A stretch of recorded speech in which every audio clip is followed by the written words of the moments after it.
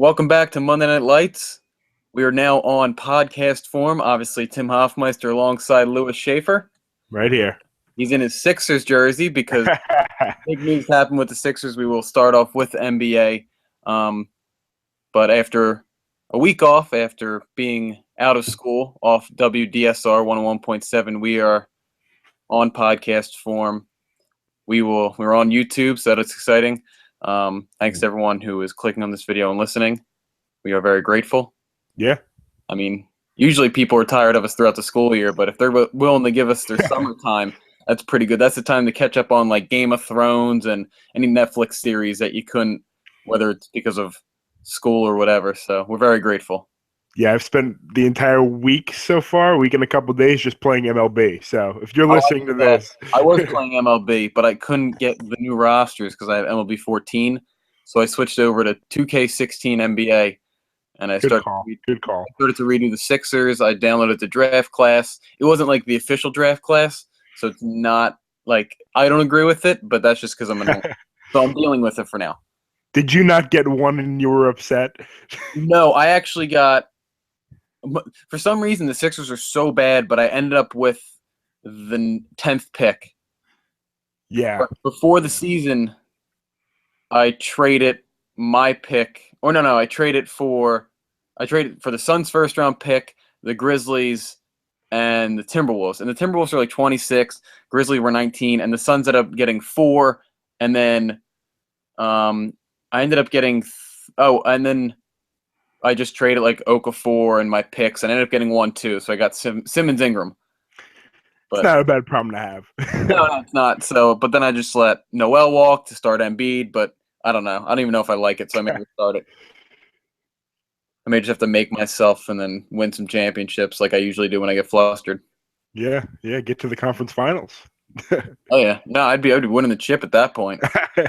I'm no joke. I can jump from the foul line and dunk it, and I'm not even like 5. I think I'm 6 foot, to be honest. So.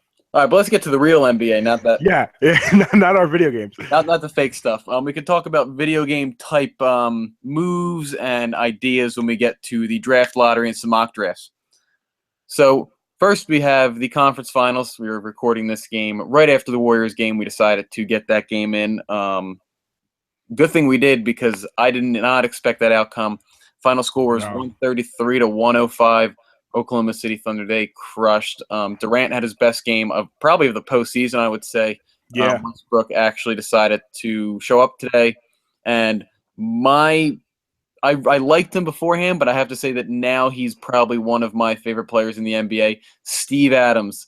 Straight out of New Zealand, a Kiwi. He's like one of 18 kids, former rugby player. So I liked him beforehand, but just watching him play defense, watching him make such a big impact and really starting to come into his own in the postseason. I'm a big fan of him. Yeah, he's definitely been a big factor for the Thunder. I mean, you take into account that, it was kind of, throughout the regular season, it was kind of just if Westbrook and Durant can't score and Ibaka's not the presence that he is inside, the Thunder are screwed. And then he really came into his own in that Spurs series and then really just took off. Is taking off now even further. And I think, was it Sean that said it, Fleazar, in the studio? When he said he was like, the Warriors don't have a center. They're screwed for the next round. So it's interesting that that's coming out now. Yeah, I mean, he thought it was going to be San Antonio in there. Yeah, so you can't give him too much credit. But, Boban would have been doing the same thing. So yeah, that's true. Boban is really the best NBA player there is out there. If I ranked my top 5 NBA players, people would probably stop listening to the podcast. So I'm not going to do that. But you can get some hints by just when we talk about giant white big men. They're just so awkward and like weird looking, but I love them. But yeah, no, I agree with what Fleazar said. But that's what made the Warriors so good was that they were able to play small and still rebound for the most part. And you knew they were going to get out rebounded, but as long as they stopped the other team from getting offensive rebounds, they were in good shape. But Right now, they are just getting manhandled on the offensive boards. And they just, I mean, tonight they shot, I think it was 40% or below 40%. And if they're shooting like that, they have no shot in any game. Yeah, absolutely. I mean, that's the big thing for them too. The shots just have to go in.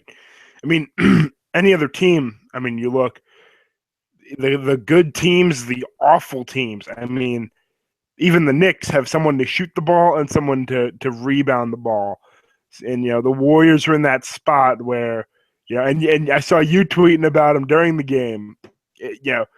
Draymond is their presence inside, and if he's not on his game like he was today, it could very well be the Thunder going to the finals. Yeah, no doubt. It was actually a terrible game overall for him. Yeah. He just wasn't able to get anything going, and like he's one of your star players. So like I'm watching the game, my dad and my dad's like, oh, why is this guy still taking shots? It's like, I mean, he's gotta try and get going. But even a bigger story is that they may not have him for at least one more game. I don't know if I'm sure you saw the play. I know you were watching it when you go to Buffalo Wild Wings or whatever. Yeah. You're hopped up on beer and wings at this point. Best time to do a podcast. Exactly. For sports, if we were doing something else, it wouldn't be good. But it's if we were doing like a like I don't know, like a writing podcast or something, then you would have to like read Shakespeare beforehand or something. But you got the beer or the sports podcast pregame down pat. You're way better than me. But no, I'm sure you saw it. It was it was a big part of the game. They reviewed. They called a flagrant one on Draymond Green for really kicking Steve Adams in the jewels. Yeah. I can't get in the guy's head and see if it was intentional or not. I will say when it was full speed when it first happened, I didn't notice it. And as the replay kept going, I'm thinking, oh man, like that was intentional. Yeah. So I don't know how they review it as the NBA. I don't know if they'll look at it as full speed, like if like the guys who were doing it were watching it said, well, we didn't even notice it the first time. Like I don't know if they're going to break down the slow mo, and because everything looks worse in slow motion. Yeah. Or better if you're a fan of The Matrix. I don't really know. I mean, all that stuff looks great and it doesn't look worse. But I mean, slow motion really brings out things that you don't really see before, and then you can take it whatever way. I mean, they did give Dhani Jones from the Cavaliers 1 game suspension for his, I guess it was I think it was a full fit, Bismack Biyombo. So yeah. I mean, I understand, like, we're trying to clean up the game. We're going to spend Dhani Jones for 1 game. Like that doesn't affect anyone. I don't even think it affects Dhani Jones.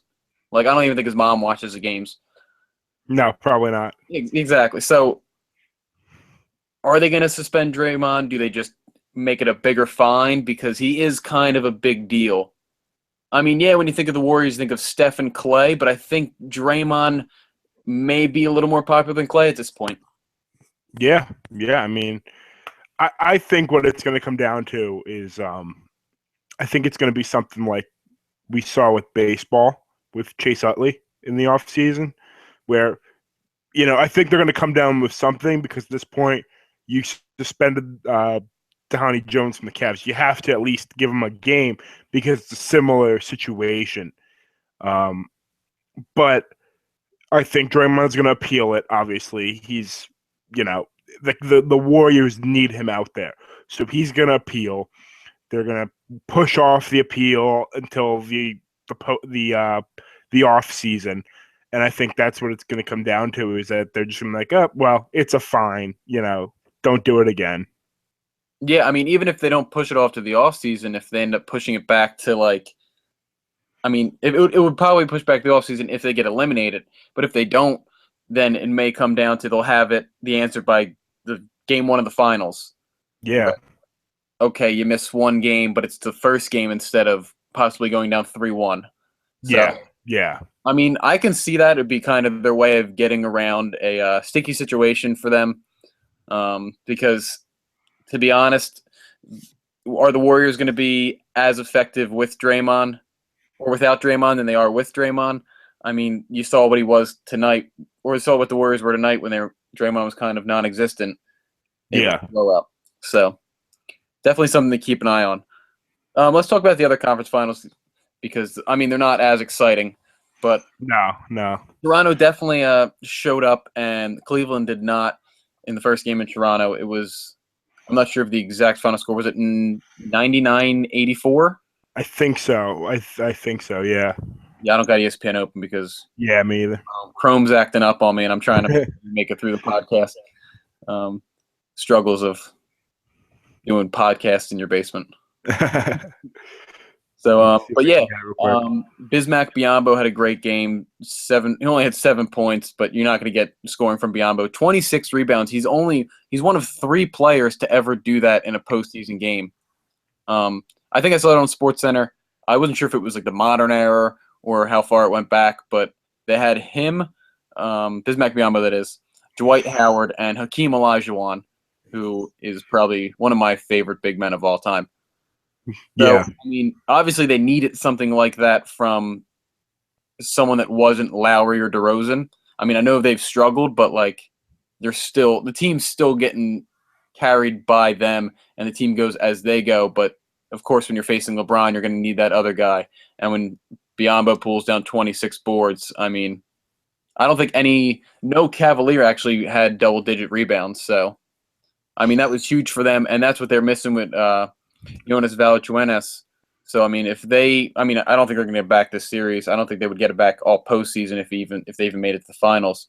So, I mean, they need Biyombo to do that for the rest of the series if they're going to at least make it a series. Yeah. I mean, the way he played was huge. I mean, like you said, I mean, they have their stars. They have a deep. I want to say they have a deeper team than Cleveland. It's just not the quality of player. I mean, Cleveland has J.R. Smith, Shumpert, Richard Jefferson. You know, they have some more names. But Toronto has got, I mean, Ross. I mean, Biyombo steps in off the bench. I mean, 26 rebounds. You know, I think it was helped out by the fact that, I mean, we just mentioned it with the Warriors, with just Draymond having a bad night and they lose by 20. You know, Kyrie and Kevin Love, I don't think got off the plane. I don't think they made it through customs coming through to Canada because they didn't show up. I didn't know where. You know, I was watching the game at work. I didn't know where they were. You know, LeBron was LeBron. LeBron's making his plays, you know, behind the back passes and everything that he does. And Kyrie and Kevin Love just weren't there. I don't know what it was. I think they needed to go to the locker room like Kyle Lowry did in game 2 and decompress. Yeah, really. Yeah, no, I agree with you. But I mean, even before the Biyombo injury, or I mean, not the Biyombo injury, the Jonas injury, I kind of had Cleveland winning in 6 anyway. Yeah. So I don't really see the series going that far. I mean, if it went 6, I would be really surprised, and I would give Toronto a lot of props because I really wasn't high on them all year, even though they played well. And I will say that both game 3s in both conference finals, I don't think are any indication of how the series is going to play out. I mean, you take this OKC blowout, I'll give you the Warriors blowout in game 2. I think game 1 is going to be like the rest of the series. It's a close game, and it comes down to the end. I still like the Warriors, and with Cleveland just being a deep team, having the best player in the world, arguably, I can say that now, arguably. I think that they'll win in 5. I don't see any doubt about it. Yeah, I mean, I still have them in 6. I would say maybe the Raptors can push it to 7. You know, because they kind of the Raptors are kind of a resilient team. When I look at them, I mean, they go down a game to the Heat, bounce back in game 2, go down 2-1 to the Heat, come back in game 3. They've been bouncing, especially that last series against the Heat. They kept bouncing back.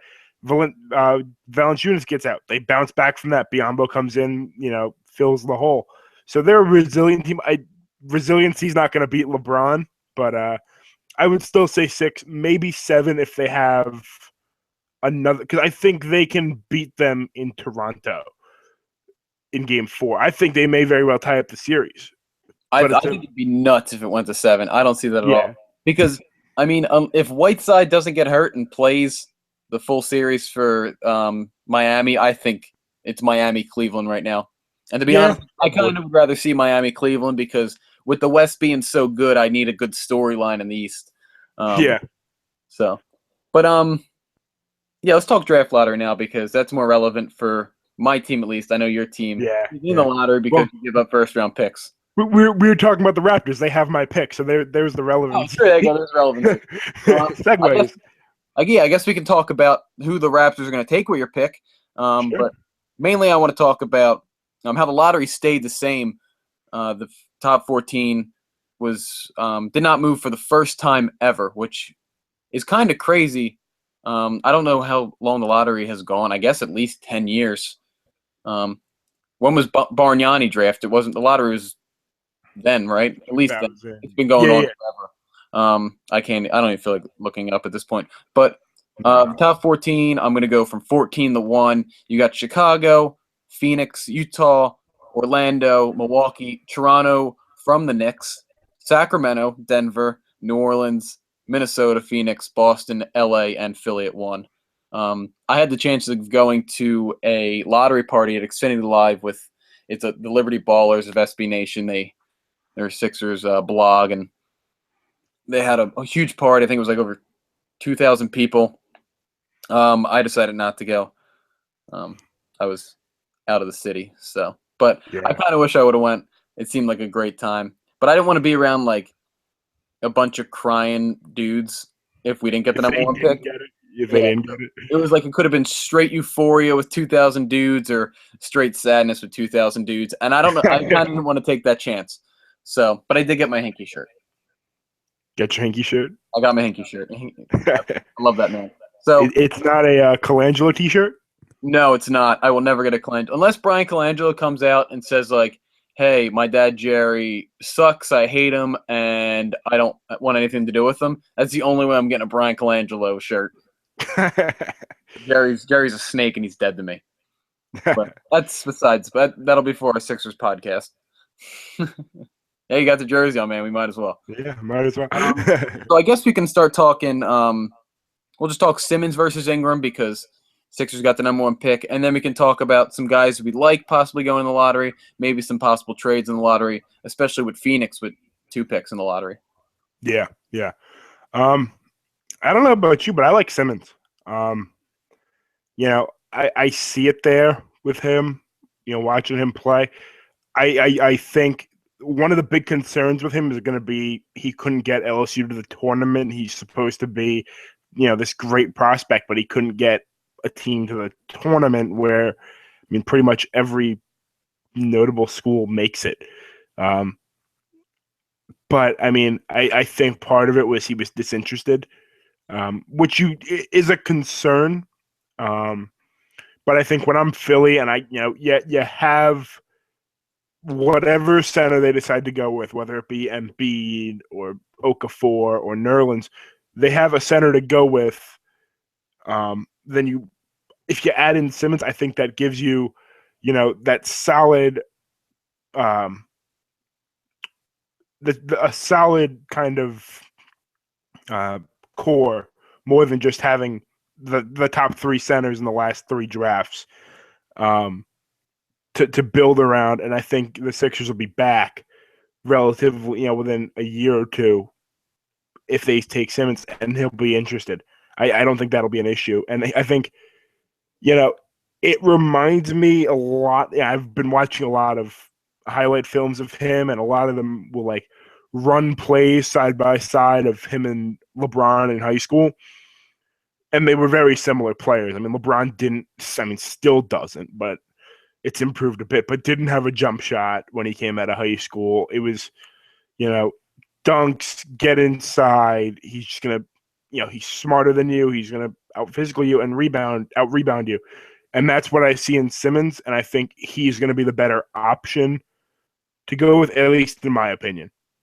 Yeah, I've been struggling big time with this I think the day after the lottery, I tweeted the internal struggle of Ingram versus Simmons has begun. Yeah, yeah, And it's really like I just don't know. I went for a run this morning, and like I try to listen to music, get my mind off of like the fact that I'm running. But like I didn't even listen to the music. Like I had the music on, but I was just thinking of Simmons versus Ingram yeah, because I mean, like I didn't even try and think of it. It was just that big of a deal. Um, I think Ingram fits better because we don't really have a small forward. I like Covington. I think he can kind of be a stretch four, but we also have Saric coming over, so we got a lot of the same positions. So I feel like a shooter Ingram fits better. But at the same time, I got to look at it and say, fit where? Because is Covington a future piece? I don't know what Saric is going to be. yeah, So why? Is it has to be Simmons because he's the best player, but then he's disinterested. He didn't take his team to the tournament, even though he was the number one option. Ingram did go to the tournament. He shot much better. He looks like Kevin Durant coming out of college, same size, same length. But then again, he wasn't the number one option at Duke. So, yeah. I mean, all these things are coming at me. I really want the Sixers just to acquire the second pick. So And just take both of them. we can just I don't even have to worry about it because I think both of them are going to be very, very good players. But I think I'm on the Simmons bandwagon just because Yeah, of how dominant he can be and has shown at times that he could be. And plus, Brett Brown has a relationship with his father going back 30 years when they met in Australia. So, I mean, or if you're going to play for anyone, it's going to be the one that your dad knows because you know that if you don't step it up or you're pouting like a baby, your dad's going to hear about it. yeah, yeah. And I mean, I think, and I'm just trying to think about this from, because it seems a lot of the analysis so far has been, think of it this way: Ben Simmons is potentially LeBron, and Brandon Ingram's potentially Kevin Durant. You know, if they both pan out, it doesn't. Which one do you take from that value? And you look at it, and like you said, Saric is coming over, so you don't know what he could be. I'm not sure how tall he is, but he may fit into a stretch four. Yeah, Saric is about 6'9", so he's a four for the most Yeah, part. so he could be a nice stretch for him, especially if you have, you know, I saw his tweet after the draft lottery where he was like, "Oh, the Sixers will have the third pick from 2013 back too." Yeah. Um, I think with Embiid at least, and especially because there's rumors with Okafor about possibly being traded, and Nerlens, I think his contract's up after this year already. But when you look at, and Sarge kind of fits into that stretch for Embiid's a pure center. Um, I like Simmons because if Sarge doesn't pan out, then he could play the four. If he does pan out, then you have Simmons at the three, and he plays like LeBron. I mean, it's if Ingram's going to follow along the same line of KD, where he's that slim, lanky scorer, I don't necessarily like him at the four as much as I would Simmons. So I think on that, not knowing what Sarge is going to pan out to be, I would take Simmons because, like I said, he could just step in if Sarge is a bust and say, we got this taken care of. I'll play the four. I definitely think Simmons is going to come in and play the four. The hope is obviously if you take Ingram, Embiid shooting touch is very, very good. He can stretch the floor. You'd be able to play both Embiid and Noel, power forward center, but they would basically be interchangeable. That's the hope. But then again, Embiid hasn't played at all, so we don't know what he's Yeah, going to be. Like you said, yeah, Saric, I don't know what he's going to be. I think I'm leaning more towards Simmons, but that can change big time. And you mentioned the Okafor trade rumors. I do want to mention them. There's possibility of talking about him going to Los Angeles, him going to Boston. There's talk of people don't even want him to get traded. I definitely think you got to move him. I think his defense is terrible. His rebounding's terrible. He's a scorer, but I mean, at that point, if you look around the league, scoring big men aren't really necessary if you're going to win. Yeah. I mean, Drummond's a good scorer, but because he pulls in 20 boards. Yeah. That's where the majority of his points come from. Whiteside, he can score, but then again, dunks and rebounds and putbacks. Yeah. He's another one. A lot of rebounds that he just puts back. Exactly. So, I mean, if I'm looking for anything for a big man, I'm looking for a guy who can just pull in boards and is strong when he goes back up and maybe shoots 70% from the foul line. That's ideal. And Okafor, I mean, he showed a jump shot last year towards the end before his injury. He's kind of a black hole when he got the ball. Maybe that's just because of the kind of team he was on, because he thought, well, I mean, I'm the best on the team. His passing kind of really disintegrated after he was such a good passer coming out of college. So, but I mean, I would move him while his value is high, because I think the longer he plays, I think people are going to realize all he does is score 17 points a game. He'll get max 7 rebounds. Yeah. And he'll be a minus 10. Yeah. Yeah. So, but I mean, looking at some of the teams that can take him, I mean, obviously, I want to be blown away by an offer. I mean, the trade that I really want to happen, but I don't think LA is this stupid. Is I'll give them Okafor, I'll give them both first rounders and their pick back from next year for their second pick. And take both of them. And take both Simmons and Ingram. But I don't think LA would do that. Yeah, I don't think they will. Because I mean, you look at it and they don't plan to be bad next year, as funny as it sounds. You know, if they get their pick back for next year, it might very well they're probably looking at it like it won't be a lottery pick. The one that I've seen that I'm really starting to buy into is the trade potentially for 3 to go to get Boston's pick and send Okafor there. Yeah, and I wasn't sure. I heard it was Okafor for the 3, and Boston would probably throw in a player. That's the one that I heard.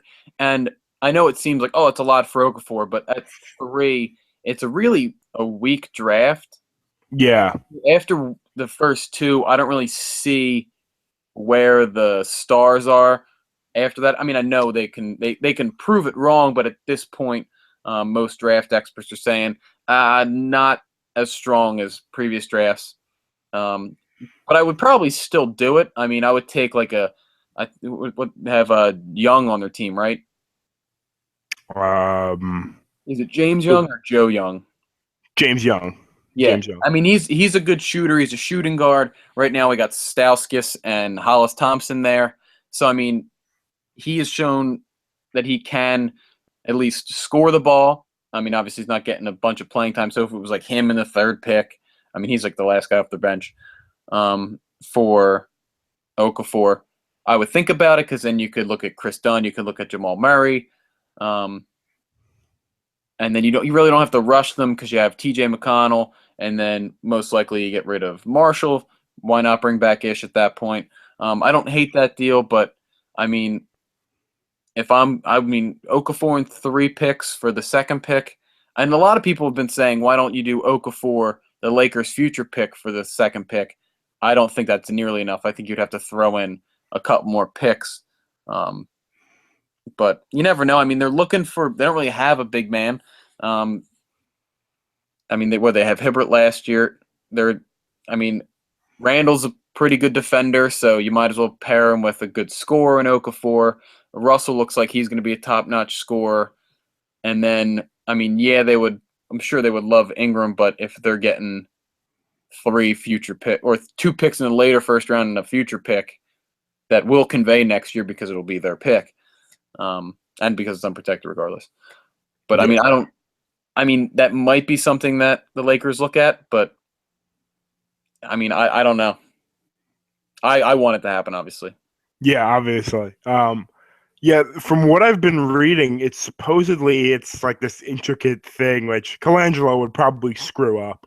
But it would be potentially trading Okafor for 3, straight up, because Boston can use that kind of. They've drafted so well they can kind of use that centerpiece score, because Kelly Olynyk is not a great center. He's good off the bench. Wouldn't trust him to start on a championship team long term. From what I read, supposedly Phoenix likes Dunn at 4. So it would potentially be a situation in which Philly would get ahead of Phoenix, take Dunn, and offer him to Phoenix if they want him, but it would be for 4 in their 13, probably 4, maybe 13, and either Brandon Knight or Bledsoe, and it would get you that veteran point guard, even though they're not old, but it would give you that point guard to build around that you thought Carter Williams was going to be, and then he ended up sucking. So yeah, I would take definitely Brandon Knight over Bledsoe. Bledsoe's kind of not. I mean, I love Damian Lillard as a player, so don't take this as I don't like him. Yeah. But I think Bledsoe is a poor man's Damian Lillard. Yeah, I can see that. At that point, it's just Damian Lillard without the scoring. Yeah, so, yeah. I like Brandon Knight's game a lot better. I kind of like that trade. I wouldn't be too hard pressed of taking Dunn and then saying here's Dunn and the 24th and the 26th for the 4 and the 13. I also need that. And then you're putting yourself in a spot to get a Jamal Murray who could team up with a Bledsoe or Knight in the backcourt, Buddy Hield. Maybe you get a Dragon Bender at 4. Yeah, I mean, if it falls, doesn't pan out. So possibly Valentine. Yeah. Yeah, so I mean, I like a lot of the options there, but then again, it's like, when do you stop putting all your stock in the young kids and get a guy that's established? So, yeah. It'll be interesting to see what happens with the Sixers. Obviously, a lot could happen. Hinkie's not running the trades, and it scares me a little, but I got to have blind faith because, hey, I'm a fan. That's all I know. Given Colangelo's past, you won't have to worry about Simmons or Ingram because he'll take Dragon Bender at 1. He'll redraft Andre Bargnani. Well, exactly. That's just drafting Dragon Bender. Oh, I hope not. Jesus, that would suck. Don't worry. The Knicks will get him in 6 years when he's a bust, and we'll give you a first-round pick for him. Makes sense. Maybe it'll be reversed with Porzingis. When Porzingis becomes a bust, the Sixers will get him. That ain't gonna happen. All right, let's change some MLB right now. We'll continue to talk NBA, obviously, throughout until the draft in June sometime. I think so. I think June. All right, that works. All right, so MLB. I'm excited to talk about MLB, obviously, because my team's relevant, which is exciting. Not because, I mean, they do have the number 1 pick, but they're relevant right now because of they're able to win. I think they're 25-19. They sit 3rd in the NL East. Are the Philadelphia Phillies for real? I'm going to let you go first on this one. Oh, man. I'm so excited. But no, I don't think so at all. Okay, good.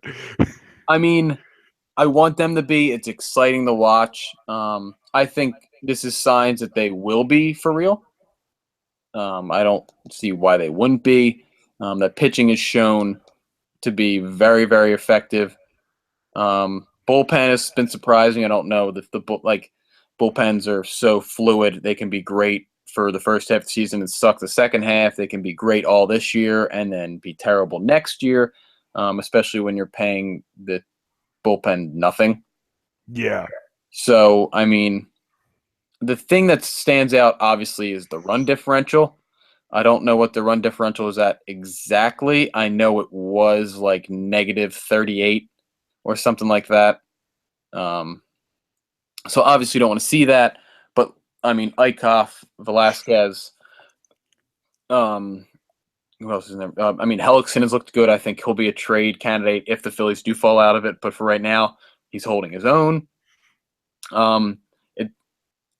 Adam Morgan being in the rotation kind of giving me anxiety, giving him some losses. But I would like to see him maybe move. I think he'd be a real good bullpen piece. But that's for later talk. But, I mean, Franco's scuffled a little, but he's hitting decent. Adubel Herrero Herrera looks like a legit player, hitting 330. I think he went 2 for 3 today. He's only out was a line drive back to Ian Kroll, almost took his head off. It was nuts. But I mean, I think he's top 3 in on base percentage. So there's things to be excited about. Tommy Joseph called up, but that offense is just terrible. They put up 5 runs a day on 12 hits, and in the previous 5 games, or previous 2 games, they had 8 hits and 1 run. So that offense is just anemic. Howard's terrible. There's possibility. I saw a rumor today that the Phillies are possibly interested in Nick Markakis, who I love as a player. Getting paid a lot, and there's talk about some teams want him, but they're going to eat money. So the Phillies could be like, we don't eat any of the money. We'll take it and pay less. I don't really know, but I don't think it'll ever come down to that. I think the offense will eventually start to falter a little. I do think they can get 70 wins, 70, maybe hit 80 or come close to 80. But for now, it's just exciting, and I'm a big fan. Yeah. I mean, no doubt it's exciting to see them play well. I mean, I was there 2 years ago when the Mets started kind of getting the ball rolling a little bit with the pitching, and it's exciting. I agree with you. I don't think they're legit. I think the young pitchers hit a wall at a point because they just haven't pitched as many innings as a major league season is. Hellickson, I think, will be fine as long as he's on a team. But Velasquez, Nola, even though Nola got some experience last year, got his feet wet, as did Velasquez with Houston, but it was less than Nola if I remember correctly. Yeah. Eichhoff. I mean, who knows? Maybe they call up someone else. Who knows? But those young pitchers definitely do hit a wall at a point. And I mean, some of them, if they hit it early enough, they get over it. And by late August, early September, they're showing flashes of what they showed in April again. But it doesn't. Those young pitchers hit a wall at a point, and it really begins to show okay, we saw what we have. April, May, and June would look good. But as they develop, we're going to be better off. So I think come June, early June, mid June, I think it's going to start to taper off a bit, and they're going to fall back. I don't think they're going to fall too far because the Marlins and Braves are awful, but they will fall off a bit. I think the youth will catch up to them.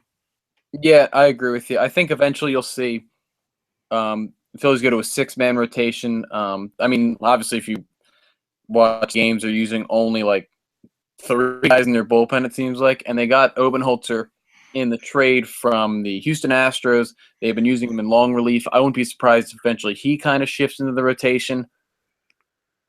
Because, I mean, they're only using him in blowouts at this point. Or they call a guy up like Mark Appel, and they call down a guy like Elvis Araujo, who only, again, pitches in blowouts. Kind of use a 6-man rotation because having a guy like Morton go down, who was supposed to be that guy who eats up innings, a 200-plus innings guy, like if you have an off day and hits his 5th day of rest, instead of giving him 6th day, you skip a start, and he'll be that guy that gets a bunch of innings, like Hellickson. That's why they brought him in, and they wouldn't be terrible like Jerome Williams and Aaron Harang. But obviously, with the Morton injury, I think they'll go to some type of 6-man rotation. And I think they will use their off days to try and, I mean, if they can skip those guys, start with that, giving a guy still 5 days rest, I think they wouldn't hesitate to do that. I mean, I think they got all their options too. So if you even see they call down Eichhoff for a week and all he does is sit, and they bring up a guy to start a game. Yeah, that's totally a possibility. Yeah, I mean, I'm excited. I kind of dig what's going on. Obviously, the offense sucks, but we'll see some offensive guys come up in July, like Nick Williams. So hopefully he can help. Yeah. The Marlins aren't terrible. All right, they're working through my Husky Nation fist stripes. They're trying to work through some struggles. They're doing a pretty good job with it, but Stanton hitting terribly. So, well, I forget what tweet it was, what article it was, but I saw some lady giving you shit on Twitter. oh man, that was rough. It was like, it was funny because that was the morning. It was like 9:00 in the morning after the night I had a graduation party for my friend and my friend's 21st birthday party. So I was like, lady, like you couldn't wait till like 2, like Jesus. So that was rough. But yeah, it's because I called like a reliever like above average. And she like for some reason people don't know a difference between like average, above average, and then good and then great. Yeah. Like it's not just like average and good. Like there's something in between there. And I called him, and she started flipping out on me. And then like she like tagged my editor, and my editor was like, "Dude, like he's our on writers' his opinion." Yeah, he's like the writers have their opinions. Like get off his back. Like he said it like just like you disagree. Like have a nice conversation, but like you didn't have to tag me in it. And I was like, "Thanks, dude." He's really High Valley, so represent. Yeah, Michael Young's his name. Very nice guy. So obviously the Phillies are contending. They have a lot of pieces. And one team that has been struggling has a guy from the Philadelphia area. It's actually Millville, New Jersey, but that's technically called the Philadelphia area. South Jersey is Philadelphia, North Jersey is New York. That's kind of how it goes. Jersey isn't actually a state. But, no. But Mike Trout, possibility of him being on the move, is it worth trading him? That was weird. I think it will be for the Angels. I think it's worth it because you can potentially get a, you could either get some relief money wise if you could attach Pujols to him, or potentially get, say, a boatload of prospects for him. And I think every team is going to have interest in him. I mean, he's, him and Harper are the best hitters in the league. Add in Cabrera, but I take away from Cabrera because he's a bit, because he's older than Trout and Harper. I mean, the amount of prospects that they could get. We talked about it before, I think, on the last show. Just the amount of prospects they get would blow my mind if they were to trade him. Because Anaheim can go to a team that's interested in him and say, we want him, and him. And if you don't like it, oh well, we keep Mike Trout. Big deal. Yeah, definitely. I know we talked about it on our last show on WDSR, but I wanted to bring it up now because obviously I think more people listen to the YouTube show, which is awesome. So more people listen to our opinions. But the main reason is it's tough to think of teams that can actually afford him, not money wise, but prospect player wise. Yeah. I mean, one team that I thought of, it's the Pittsburgh Pirates. I mean, if I was the Angels, I would look at Pittsburgh and say, all right, I want Polanco, and I want Glasnow, and I want what's his name? Tamilson, I think, or something like that. Yeah, Tyon or something like that. Like the two top pitcher prospects. And those are three. One is on a amazingly team-friendly deal, and he's a very good player. Obviously still raw, but you got to give him time. And then two top pitching prospects. But then I thought, is that enough? Yeah. Could ask first baseman Josh Bell as well. And that's one really good player and possibly four top-notch players. And I think that's a deal that both teams would look at and go, I wouldn't hate it. Because, I mean, Trout's on a pretty team-friendly deal that, for the most part, the Pittsburgh Pirates could afford it. Yeah, absolutely. The Pirates are a team, and I think any team really. I mean, he's in his right at the cusp of his prime. I don't think he's hit it yet. I think he's gonna, similar to what we saw in Harper last year, I think he's gonna bump it up a notch very soon. Even though he's already got an MVP, so what kind of talk is that? But you look at it, and I mean, the Pirates, the Yankees. Hell, I can see the Phillies jumping in there because he could be that centerpiece of your rebuild that gets the wheels turning. And, it so many teams, I think, as long as you don't have, 5 bad contracts committed to old people, I think you're perfect for it. Oh no, yeah, I agree. Every team will be in on him, but like, can they afford him prospect wise? Yeah, that's the thing. It's when you look at like the Yankees, who are the Yankees going to give up? Like, what can blow them away? Because if I'm the Angels, I want MLB ready talent or talent that has shown that they can be successful in the MLB. And I think the only one for the Yankees is Greg Bird. Yeah. I mean, you got Greg Bird. I mean, I only know a little bit more now than I did when we did the show because I went to a Scranton game and like aside from Greg Bird because he's hurt, it's like prospects down there. That's all it is anymore. You have Luis Severino, who showed something last year, but now this year he was terrible. So, I mean, if I'm the Angels, I'm thinking that's not enough to show me he's an MLB talent or MLB ready talent, I should say. I mean, I think if you go to the Phillies, the Phillies are gonna have to probably give up Franco. I think they have to give up at least 2 pitching prospects, if not 1 prospect and 1 currently in the rotation, and maybe like a guy like Nick Williams or Jorge Alfaro, because the Angels haven't had a good catcher. I mean, ever for as long as I can remember. So, I mean, that has to be something they look at. Yeah, I mean, and going back to the Yankees, I mean, you're talking definitely Bird, definitely, I would say definitely Severino because they don't really have any other pitchers. It's not like you could say with the Yankees, oh well, he wasn't that good, but they don't really have any other guys. Severino's just kind of there, and I think they're planning to sign someone in 2019 in that class, probably Matt Harvey. But I mean, you got Aaron Judge, who they're touting to be a big prospect. Rob Refsnyder, who's been showing flashes here and there. They kind of have those lower end pieces that I think, they'd have to pile on more as opposed to the Phillies, who would be able to say, listen, we'll give you Nick Williams, Crawford, and Appel, and, the Cuban first baseman you guys have. I think the Yankees would have to pile on more, but I think any team, I think the Angels are going to try to get younger. I agree. Any team that can pile on 4, 5, 6, maybe even 7 prospects has a chance, even if they're not, the top 10 in the league. No, I agree. I think they would, but the one thing that I think the Angels are acquiring is MLB talent, like young MLB talent. So I think they would have to take Franco in a package for the Phillies to do it. I think it would have to take Polanco in a package for the Pirates to do it. I think it would have to take for the Yankees, to be honest, I think you'd have to put Starlin Castro in there. Yeah, maybe. I mean, they don't have a second baseman, and he's still young enough, and he's doing great in New York.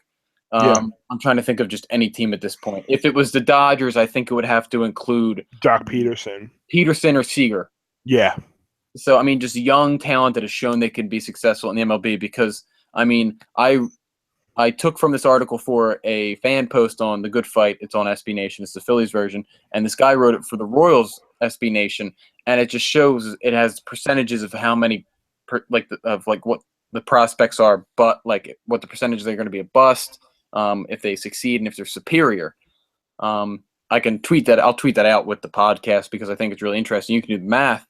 But I mean, like, if your prospects ranked from 60 to 100 on the top prospect have like a 65 to 85% chance of being a bust. So I think for the Angels to make sure that this doesn't become the worst trade ever, if they do a trade, they're going to need MLB ready talent or MLB talent currently. Yeah, guys that have proven that they can do it at the major league level. Yeah, no doubt. 2 more things I want to talk about, and we'll wrap it up. We're going to keep the podcast somewhat short because 2 hours for a podcast is way too much. I know you guys like to listen to us on air, but that's because we had some music and like that. But we'll keep the podcast short because the attention span of kids these days is just. So obviously you talked about Matt Harvey when you're talking about possibly looking for free agents that they would look to sign in 2019, and he's struggled big time. Oh yeah, I believe over the offseason on Monday Night Lights. I don't know if this one's on YouTube or not because we've been we were kind of iffy with adding him because this station sucked. I said they probably should have traded him while his value was high because at this point, you have so many aces that have proven to be better than him, and right now there's aces that are better than him. I'm pretty sure Bartolo Colon and Logan Verrett are both pitching better than him. Yeah. What do you make of the Matt Harvey struggles? You think it's maybe just a bump in the road, something he'll get through, or do you think this could be long term? I don't think it's going to be long term. I mean, I'm optimistic because I'm a Mets fan, but I mean, I think he's going to be helped out when, next year, now we know what we have. Like, there's no more, they're going to develop more. Matz and Thor have been in the league for 2 years. DeGrom's got 3 years under, going into his third year. So, there's no excuse anymore next year for they're gonna grow more. The only one you can see it with is Wheeler because he's kind of come back in July and continue to get better from the elbow injury. But I think you have to plan that rotation accordingly. I think Syndergaard's your best one now. I mean, he's on another level. Him and DeGrom. I think DeGrom's another one that's struggled, but I think I don't think he's right mentally yet for the season because of everything that happened with his kid. I'm not going to get into it. But when he's right, he is the second best behind Syndergaard. So I'd go Syndergaard, DeGrom. Then you have Matz and Harvey. I think you maybe go Matz 3 just to get the lefty in there and break up the string of righties. So now you're putting Harvey in a spot where he's facing, maybe a team's 3 pitcher, a 4, maybe a 5. He's an ace. I think he's going to be helped out by the fact, at least his record, is going to be helped out by not having to face, Steven Strasburg, Max Scherzer on a consistent basis. Yes, you're going to run into them eventually.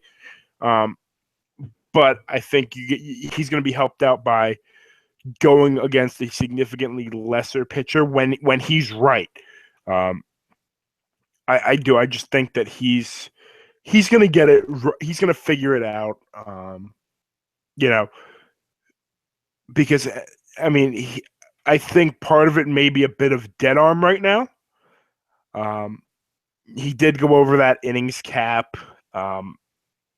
With last season with us chasing going after the East and into the playoffs and up to the World Series. So he did go over that innings limit that either his agent said or the doctor said, or whatever. He went over it. Doesn't matter. So I think he may be suffering from effects of that. I think I'm maybe skipping a start here, putting Verrett in. If he's not good against the Nationals in this next series when he goes, I would say maybe the next start, let Verrett go for him and just get him some extended rest, let him get his arm right because the Mets need him. I mean, there's no question about it. If the Mets have any chance of making it back, I mean, the key is in the pitching. Yes, Cespedes will hit you home runs, Wright will hit, Granderson will hit, but you need to be able to hold teams to 1, 2, 3 runs like they did in the postseason if they want any chance of getting back to where they were. So they need Harvey. I think, like I said, if he's not right against Washington, I think they need to skip a start. But I think he's going to be fine in the long term.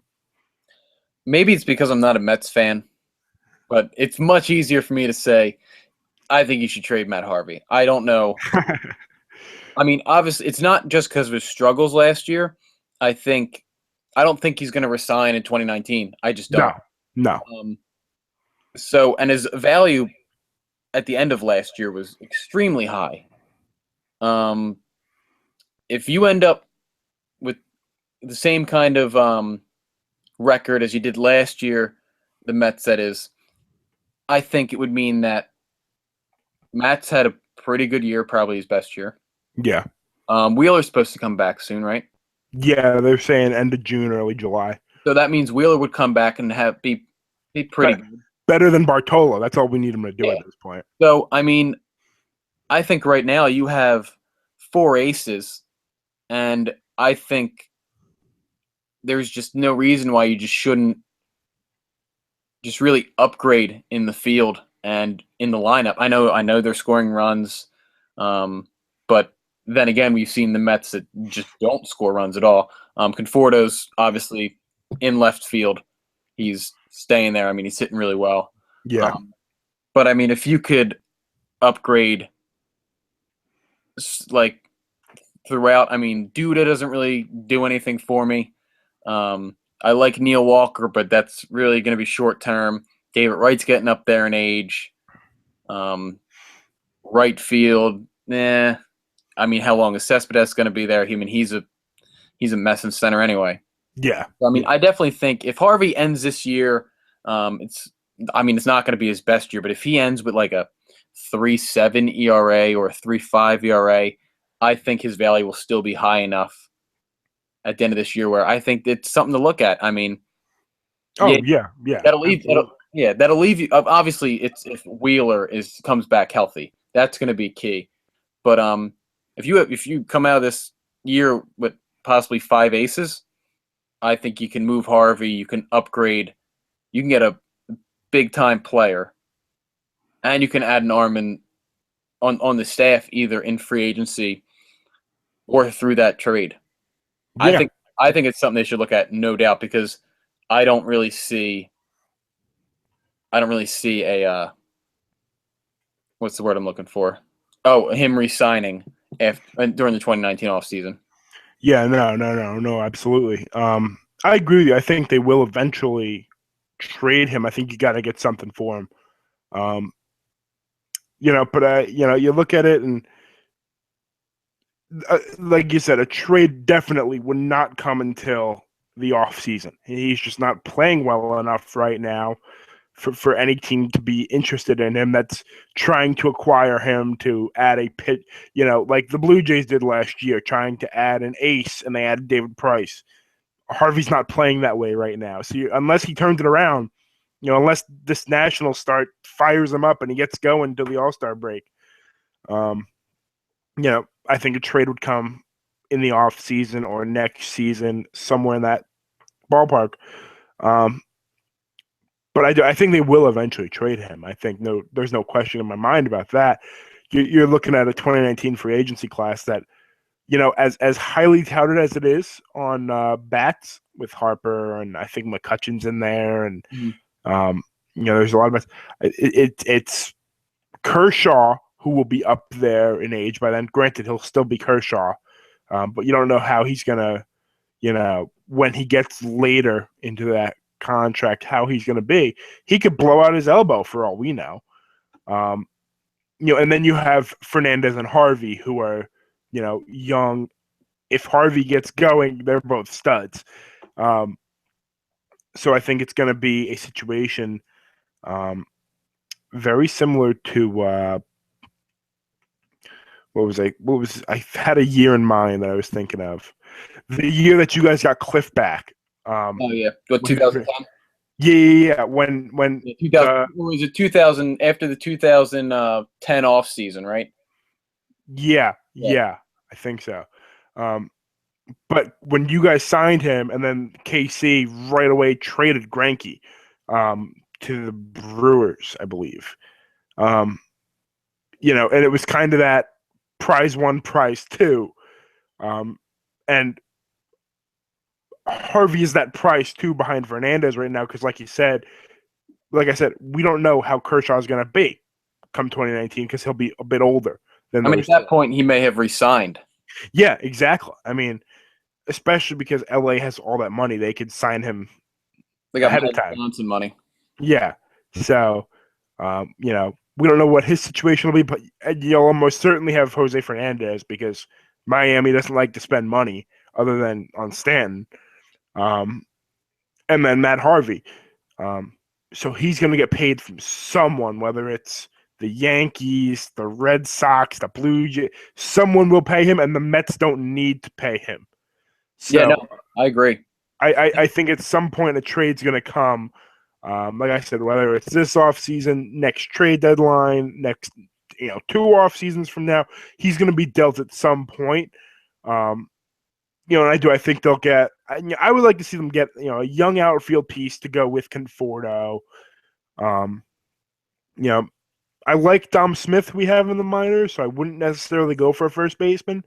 Um, but I would say if you can package up, say, um, either Darno or Plawecki, uh, and Matt Harvey, you know, I mean, I'm talking prospects, but you could realistically, if Harvey's on, get a guy that steps in right away and keeps the train rolling with contending. So No, I agree. The only thing I'll say left on this is you mentioned how he'll be number 2 on the market in 2019. But since Strasburg signed that big deal, if you put him out there in trade talks this offseason, he's number 1 because right now that free agency class is terrible. You got Buchholz, got Cologne, just not. Hey. All right, he's up there in age. It's because of the age, all right, not because okay.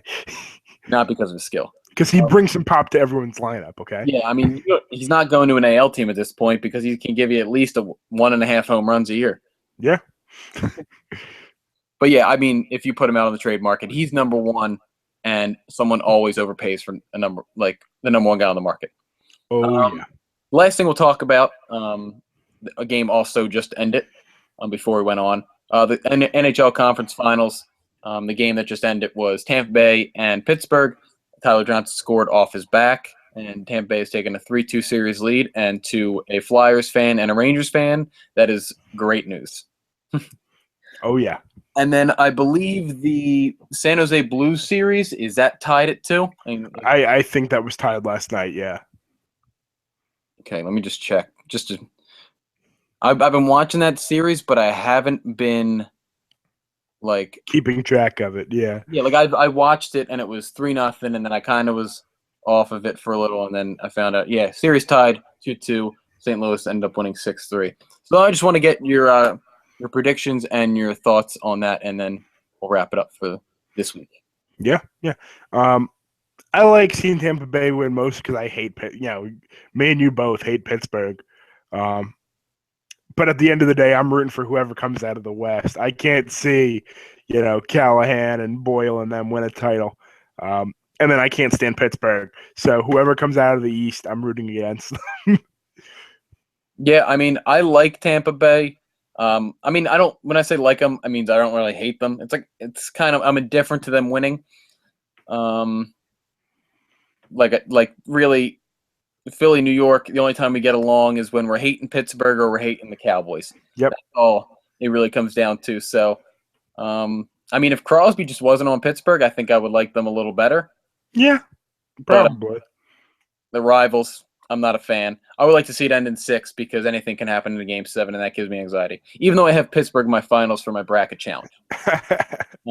In the West, I like the Blues. They have former Flyer Scotty Upshaw. They got Ken Hitchcock as their coach, former Flyers coach, obviously. Throughout my life, the Blues were never great up until the past couple of years. So, again, I'm kind of like, all right, that works for me. The Sharks, I like a lot of players on their team. I think Brett Burns is awesome. I don't have a problem with Pavelski. Joe Thornton's fine. But I just don't really like them at all. I don't really like their colors. I don't like what they're about, to be honest. Yeah. I don't throughout my life, it was the only 2 teams that really irked me in the NHL before I really got into it was the Sharks and the Canucks. I don't know why. It just always maybe just because they always just choked in the playoffs. But I'll tell you what, that power play is phenomenal. And I mean, if anyone that comes out of the West, as long as it's not Pittsburgh, I'm fine with it. But I think at this point, you'll see the Sharks Blues series go to a Game 7. I think the Blues will come out of it, and I think Tampa Bay ends it Game 6 at home. And then I think it'll be a Blues Lightning Stanley Cup, and I think it'll be a real good one because I think those teams match up very, very well together. Yeah. If I had to pick a team out of the West, I think I'd probably go with the Sharks just for Thornton's beard. The beards on that team are phenomenal. They're almost as good as the 2013 Red Sox team. Those beards are great. Yeah. Hey, beards win championships. That's what I'm That's all I'm saying. That's why we got them on Monday Night Lights. Yeah.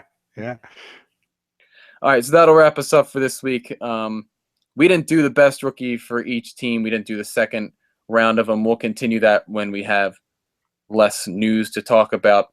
We have all season at this point. I guess we have till August, and then we have till the first and the game. At that point, we can. So we'll go through 11 and 20 next week, and then we'll go through 11 to, I guess, 32. We'll just add one more team at that point. Yeah.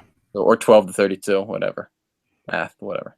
So, all right. Well, thanks for joining us on Monday Night Lights on YouTube, our podcast, not 101.7 WDSR. It was a blast. Good to be back, Lewis. Oh, it's great to be back. Thanks for listening, guys.